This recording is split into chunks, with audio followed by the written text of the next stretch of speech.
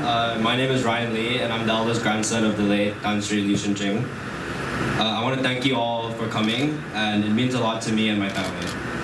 Ever since I could remember, Akong has always been my role model, and it's hard to condense a lifetime of memories with Akong into a few minutes. But I think that it's always the little things, instead of the big events, that truly ingrain someone's character in our minds. The most important memories I'll have of Akong are the little things. Following him around plantations and watching him tell the workers to pick up loose fruits off the ground, him picking me up from the gym unannounced, and driving 45 minutes for the best chicken rice and char siu.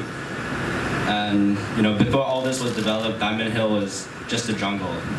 And Akong used to drive us around in his Range Rover and spot all the monkeys. And now all the monkeys have slowly disappeared, and the only ones that are left are me and my brothers. I remember when I was in Standard 3 in Guangqing, and I was called into the principal's office. And I was quite the troublemaker back then, so I was expecting the worst. But once I sat down, the headmaster turned to me and said, "Do you know who your grandfather is?" And then he proceeded to show me articles, newspaper articles about Akong and his journey from being an ice cream seller to business owner, and then assigned me to go home and research myself. So that was when I found out that Akong was a successful and well-respected businessman. But that's not the primary characteristic that I'm gonna remember him for, because he stood for many other, even more important values. We had family dinners every Sunday, and Akong always told me that the most important thing is not money or academics, it is to know how to be human. 你要懂得做人. When he first told me that, I did not fully grasp what he meant, but over time, observing his behavior, it became very, very easy to see what he meant. Akong stood for hard work, family, and humility. And I'm sure that everyone here has memories of him that display all those qualities. Every week, when we used to have Sunday dinners, Akong would ask me the exact same question: "How old are you now?" And I would say 16. And then he starts counting. 16, 17, okay. And then you go to university when you're 18, and then you graduate when you're 22, and then you can start to work here. And then when you're 22, I will be 76 plus. And then he would say, "Oh wow, I'd be 82. And I would just say yes, because I've always thought that Akong was invincible. And now, at age 20, there's no doubt in my mind that Akong is still invincible.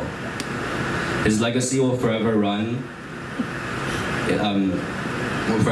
through each and every one of us sitting here today, and we are fortunate enough to know him.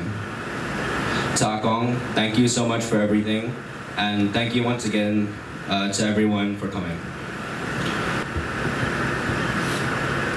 Do you know what IOI stands for? Well, the story on the ground goes, IOI is also known as 101. It also means that the boss expects 101% out of everyone. Just 6 weeks ago, upon his discharge from the hospital, he had the drivers drive him to the new shopping mall site for a site inspection instead of coming straight home. There, he spoke to some of his site supervisors on how to improve certain areas. He also asked me to organize a meeting with everyone who was involved in the expansion project. Unfortunately, that meeting did not materialize, as we felt that he was not fit to chair the meeting. On the eve of Chinese New Year, we as a family sit down together, not just for one, but 2 meals in a single day. Before we dig in, he will make a small speech about how grateful we should be that we have a whole table laden with good food. He would always make comparison to his times as a child, where a whole chicken was to be shared among 10 children and 2 parents. Having a drumstick at that time as a child was totally unheard of, thereby reminding us again to always count our blessings and be grateful, 感恩 for what we have. I had the privilege to catch up on his thoughts in the past 1.5 years when he was not well. He remained steadfast till the last. I recall one of those times where he was having his daily dose of milk supplement in a hospital. And after realizing how much nutrition it contains, he wanted me to check on the possibility of contributing a packet of wheat to the schools. Even at that time, he was still thinking about others. Despite all that he has built, Appa led a simple life. So maybe about 5-6 years ago, he was still using the same briefcase as he was using 20 years ago, retiring it only because the lock was broken. He enjoys the simple pleasures in life. In my kids' language these days, his idea of what they call breakfast of champions would be his cha bee hoon. It never fails to appear on the breakfast table. He doesn't get sick of it at all.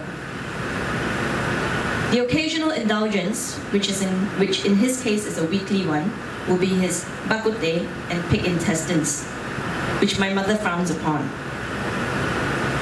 He burns his calorie intake through walking extensively, be it the construction site or the estates in Peninsular Malaysia.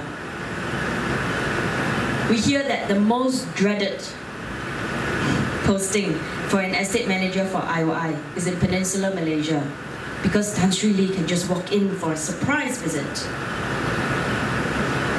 I still recall when my elder brother was trying to convince him to adjust our work days from 6 to 5 days. His reply was, "What am I going to do on a Saturday? And Sundays?" He devotes all his time to thinking about work and how to improve things. His job is his hobby. We know that he wants us to be independent, to always remain united, and continue to contribute back to the society. Well, he is indeed an extraordinary person. Thank you for being a great husband, father, grandfather, and chairman. To end, I would like to lift a quote from Stephen Covey, which extols his life.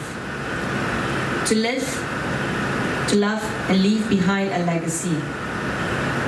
Rest assured, Appa, we will continue to make you proud. We love you.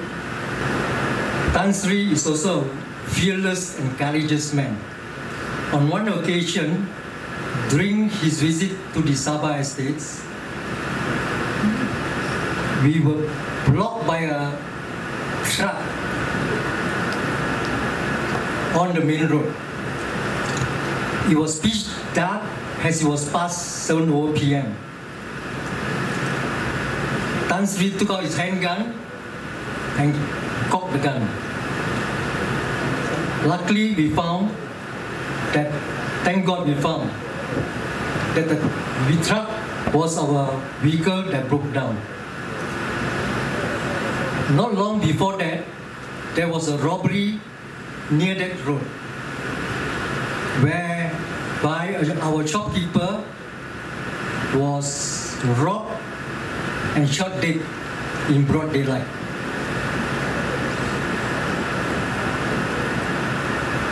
Tan Sri had high respects for his workers. When he requests his worker to do some tasks, especially pruning unpruned palms and harvesting the ripe bunches, he would pay the worker with his own cash, and that really made the worker very happy. This also facilitated the management in managing their labor.